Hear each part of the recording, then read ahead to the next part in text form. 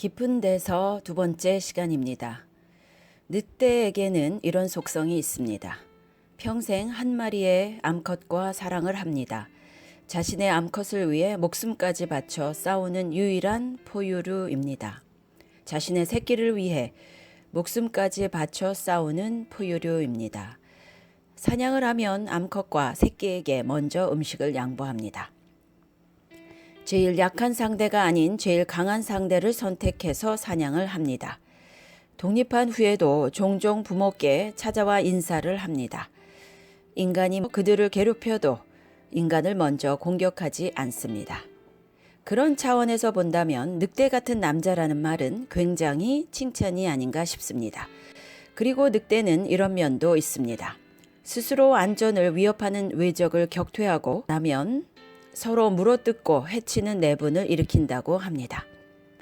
동물과 인간의 행동을 연구하는 비교 형태학의 시조인 로렌스는 인간은 자신을 위협하는 추위나 짐승의 공격이나 기근을 해결하고 나면 그때부터 공존하고 있는 이웃과 적대 감정을 품고 서로 물어뜯고 해치면서 자멸의 길에 들어선다고 간파했습니다. 오늘 한국 사회도 늑대들의 삶처럼 급격히 전락하고 있다는 학자들의 이야기를 듣고 있습니다. 그러나 지옥과 같은 나락에 떨어졌음에도 불구하고 짐승의 수준으로 전락하지 않은 사람들이 있었습니다. 우리는 이런 사람들을 나치 치하에서도 볼 수 있습니다. 리투아니아라고 하는 폴란드 바로 위에 있는 나라가 있습니다. 그 리투아니아에서 두 번째로 큰 도시인 코우노에 살던 유대인들이 4만 명이 있었는데 한 3년간의 나치 점령 하에서 90%가 나치에 학살당했습니다. 그러니까 나치하에 코우노 지역 유대인들은 지옥과 같은 삶을 영위할 수밖에 없었습니다. 1942년 5월 어느 날 임신한 유대인들을 보면 즉각 처형하라는 명령이 떨어졌습니다. 유대 지역을 순찰하던 나치 병사는 병원에서 임신한 유대인의 여성을 발견하고 근접 거리에서 총을 발사하여 살해하고 말았습니다. 주변에 있던 사람들이 죽은 이 여인을 데리고 병원으로 들어갔습니다. 병원의 산부인과 의사는 진찰을 한 결과 산딸이 되었기 때문에 즉시 수술을 하면 아이가 살 수 있을 것이라는 진단을 내렸습니다. 그런데 유대인들에게 있어서 문제는 죽은 시신이라도 존중히 여기는 율법이 있었기 때문에 과연 수술을 해야 되는지 하지 말아야 되는지 하는 문제에 봉착하게 되었습니다.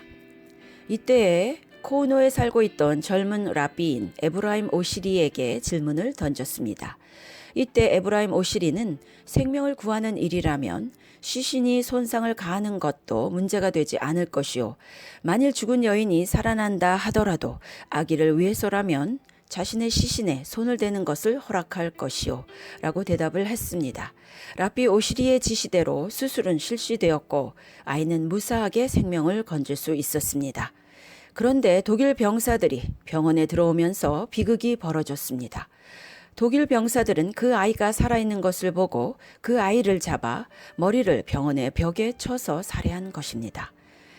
랍비 오시리는 나치 치하에서 유대인들이 자기에게 던졌던 이런 수많은 가슴 아픈 사연들과 질문들을 작은 종이 조각에 깨알 같은 글씨로 써서 깡통에 넣어 땅에 숨겼습니다. 혹시 자기가 죽어도 그 글이 발견된다면 나치 치하에서 유대인들이 어떻게 살아왔는지를 알리기 위해서였습니다. 다행히 랍비 오시리는 목숨을 부지할 수 있었고 1959년 뉴욕에서 히브리어로 이 글들을 모아서 깊은 데서라는 책을 냈습니다. 그리고 1983년 영어로 축약본을 만들었습니다. 유대인 학살 시대의 질의응답이라는 책입니다.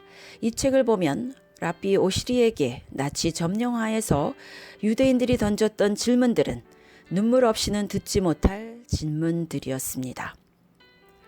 그러나 중요한 것은 지옥 같은 상황에서도 유대인들이 짐승의 수준으로 전락하지 않고 그들의 믿음을 지키기 위해 승화된 질문들을 던졌다는 데 있습니다. 1941년 10월 한 존경받는 유대인 지도자가 랍비 오시리를 찾아와 자살을 허락해달라고 했습니다. 그의 말을 들어보면 아내와 자녀들이 나치에 잡혀갔는데 그들이 처형될 날이 가까이 오고 있었고 나치가 혹시 자기를 붙잡아다 아내와 자녀들이 죽은 장면을 목도하게 할까봐 그 전에 혹시 자기가 자살을 해도 되는지를 물은 것입니다. 1941년 10월 갈경에 한 유대인 가장이 눈물을 머금고 랍비 오시리를 찾아왔습니다. 아이들이 음식이 없어서 굶어 죽기 직전인데 옆집 아파트의 가재 도구들을 팔아 음식을 사 먹어도 율법에 어긋나지 않은지를 질문한 것입니다. 옆집에 살던 유대인 가족들은 모두 나치들에게 몰살을 당했고 그 친척들이 한 명도 남아있지 않지만 그 옆집에 들어가서 가재 도구를 팔아 음식을 사 먹어도 되는지를 물은 것입니다. 어쩌면 물어볼 필요가 없지요. 자기가 알아서 잘하면 될 텐데도 그럼에도 불구하고 유대인의 가장은 옆집의 유대인 집에 식구들과 친척들이 남아있지 않지만 옆집 가게 도구를 팔아 음식을 사 먹는 것이 유대인의 율법에서 허용되는 것인지 안 되는 것인지를 알기 전에는 그 가구에 손을 대지 않은 것입니다. 이런 질문에 대한 랍비 오시리의 대답은 극히 상식적입니다. 자살을 허락해달라고 한 유대인에게는 자살을 허락하지 않았습니다. 옆집의 가재 도구를 챙겨도 좋겠느냐는 질문에는 그렇게 해도 좋다고 허락한 것입니다. 여기서 중요한 것은 랍비 오시리가 어떤 대답을 했느냐가 중요한 것이 아니라 그토록 힘든 지옥의 고통 가운데 있으면서도 코우노 유대인들이 짐승으로 전락하지 않았다는 것입니다. 나치가 만들어 놓은 지옥의 깊은 데에 빠져 있음에도 불구하고 코우노 유대인들은 신앙을 지켰습니다. 더군다나 이런 상황에서도 유대인들은 율법을 통해서 자신의 삶을 지키기를 힘쓰고 애를 썼다는 사실입니다. 600만 명의 유대인들이 독가스 속에서 짐승처럼 학살되는 상황에서도 과연 무엇이 유대인들을 짐승의 수준으로 전락하지 않게 만든 것인가요? 우리는 그 이유를 본문 말씀에서 찾아볼 수 있습니다. 시편 130편은 그 첫 단어를 통해서 고통 가운데 빠져있는 하나님의 백성들이 부르짖는 애가의 원형으로 간주될 만큼 교회에서 사랑을 많이 받는 내용입니다. 여호와여, 내가 깊은 데서 주께 부르짖었나이다. 주여, 내 소리를 들으시며 나의 부르짖는 소리에 귀를 기울이소서. 원어에는 가장 먼저 나오는 단어가 깊은 데서입니다. 세 단어로 이루어져 있습니다. 깊은 데서가 첫 단어이고 그 다음에 내가 당신께 부르짖나이다. 세 번째는 여호와여 혹격입니다. 그러기에 시편 130편 단어의 첫 단어는 깊은 데서입니다. 깊은 데서라는 이 첫 단어는 굉장히 중요합니다. 왜냐하면 이 첫 단어는 시편 130편의 전체 시편을 요약하는 핵심 단어일 뿐만 아니라 하나님의 백성이면 누구나 체험하는 보편적인 체험임을 보여주기 때문에 첫 단어가 중요한 것입니다. 여기서 깊은 데는 히브리어로 마마킴입니다. 마마킴은 5번 나옵니다. 5번 나오는 이 깊은 데서라는 단어는 물속의 깊은 데를 가르칩니다. 그런데 여기서 이 깊은 물속은 깊은 웅덩이와 깊은 수렁과 의미적으로 같이 쓰입니다. 깊은 데는 물속 깊은 데든 함정으로 파진 깊은 웅덩이든지 간에 흑암의 장소, 깊은 데 빠지면 한 치 앞을 내다볼 수 없을 만큼 어둠이 지배하는 장소입니다.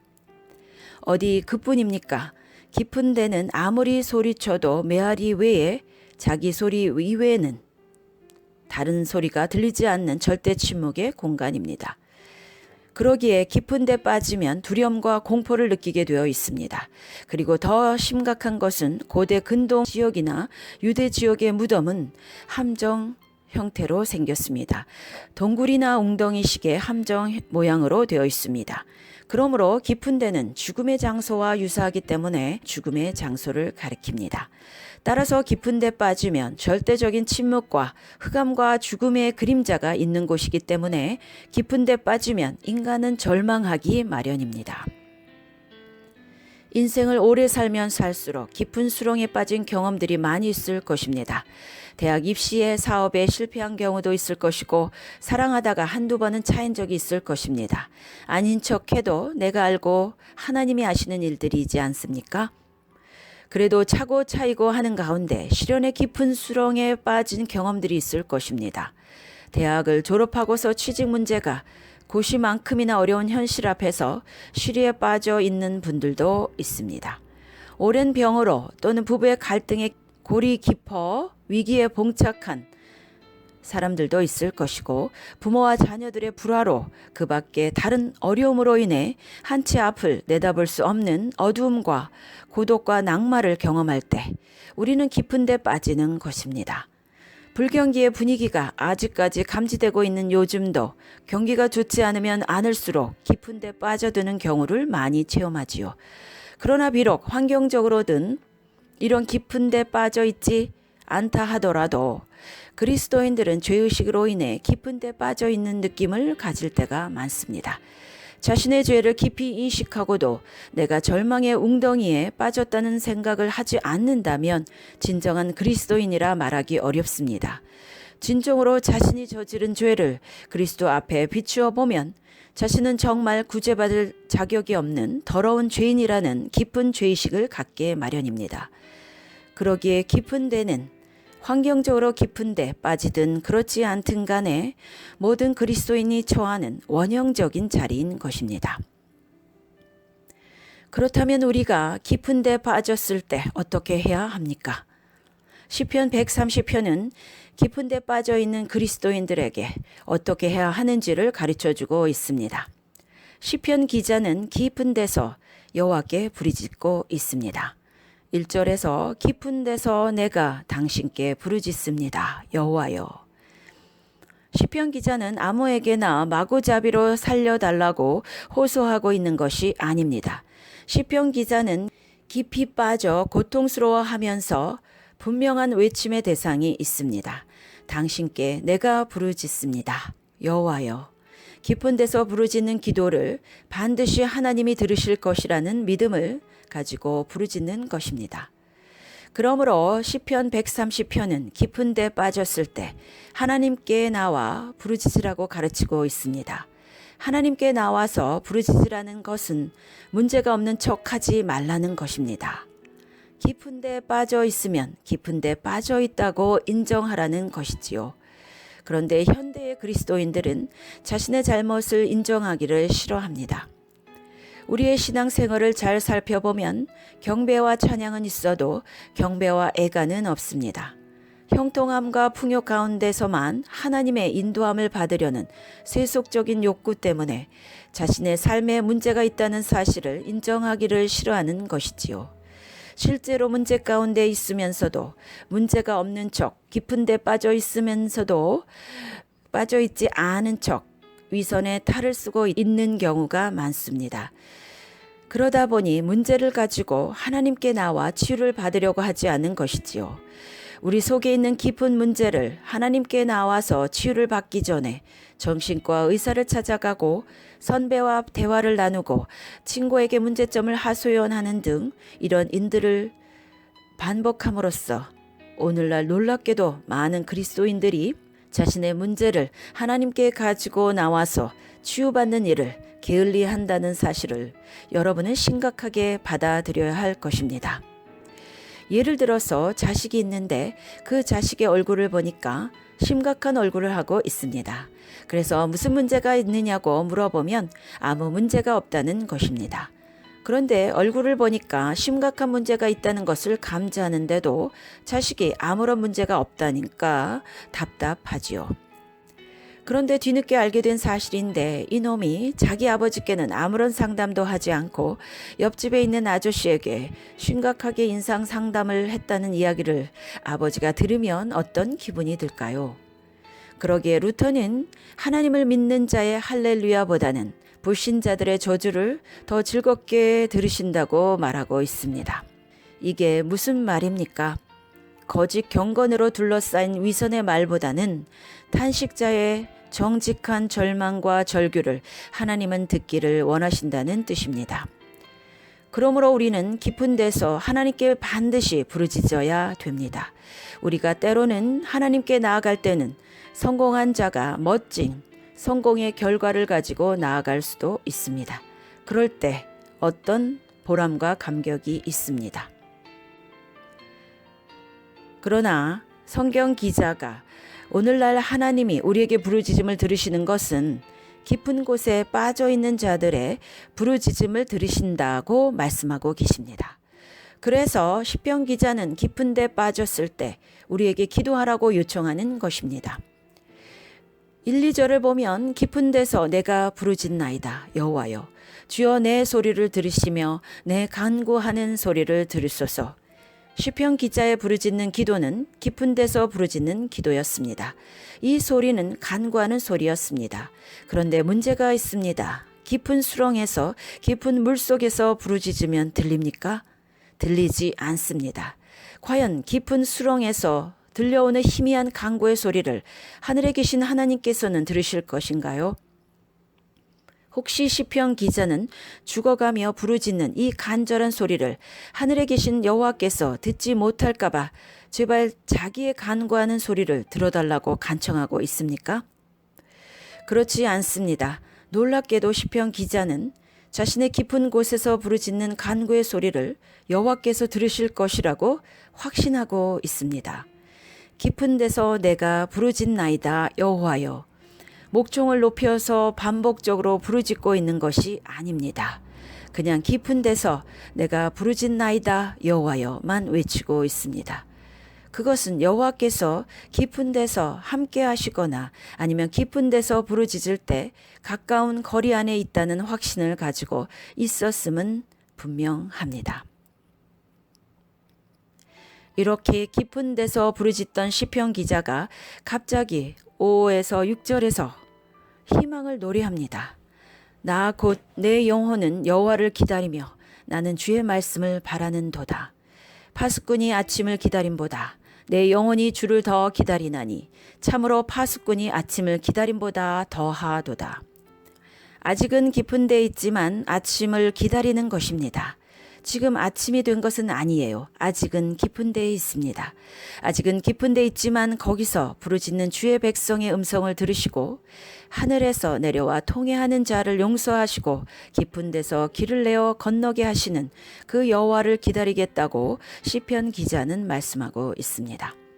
시편 기자는 여호와를 기다리고 여호와를 신뢰하는 자신의 모습을 아침을 기다리는 파수꾼의 모습에 비유하고 있습니다. 길고 긴 어두움에서 경계를 서며 피곤한 파수꾼이 기다리는 것은 아침입니다. 그런데 인류 역사상 아침을 기다리는 파수꾼을 한 번도 실망시킨 적이 없습니다. 파수꾼이 아침을 기다리다가 혹시 아침이 안 오면 어떡하나 하고 고민하는 파수꾼 봤습니까? 아침이 되면 어김없이 태양은 떠오르기 때문에 파수꾼은 어두운 밤을 지내며 새벽이 올 것이라는 사실을 확신하고 있지요. 마찬가지입니다. 여호와의 성실하심은 아침마다 새롭기 때문에 시편 기자는 파수꾼이 아침을 기다림보다 자기 영혼이 더 아침을 기다린다고 노래합니다. 우리가 어떤 깊은 골짜기를 지나고 있습니까? 누구든지 이 깊은 골짜기를 맞이할 수 있습니다. 문제는 이런 깊은 골짜기와 눈물의 한숨을 지날 때 우리는 어떻게 해야 하느냐 하는 것입니다. 우리는 깊은 데서 함께 하시는 하나님을 의지하고 애가를 불러야 합니다. 깊은 데서 내가 당신께 부르짖습니다. 여호와여. 우리가 이렇게 노래를 부를 수 있는 이유가 무엇입니까? 아무리 깊은 곳에 빠져 있다고 하더라도 그 깊음이 하나님의 사랑을 끊을 수 없기 때문입니다.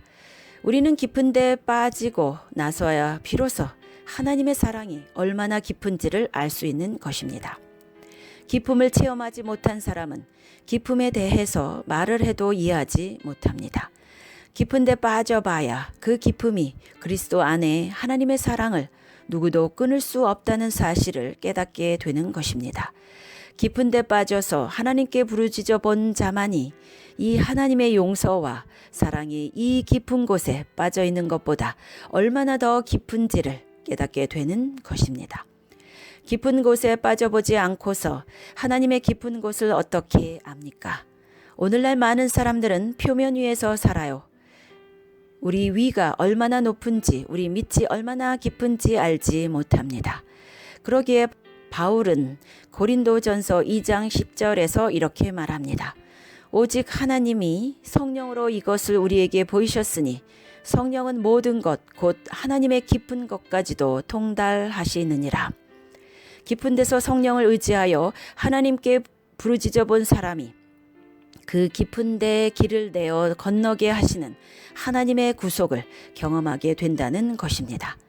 하나님의 사랑은 내가 빠져 있는 깊은 데보다 더 깊다는 사실을 깨닫게 되고 깊음이라도 그리스도 예수 안에 있는 하나님의 사랑에서 끊을 수 없다는 사실을 확신하게 되는 것입니다.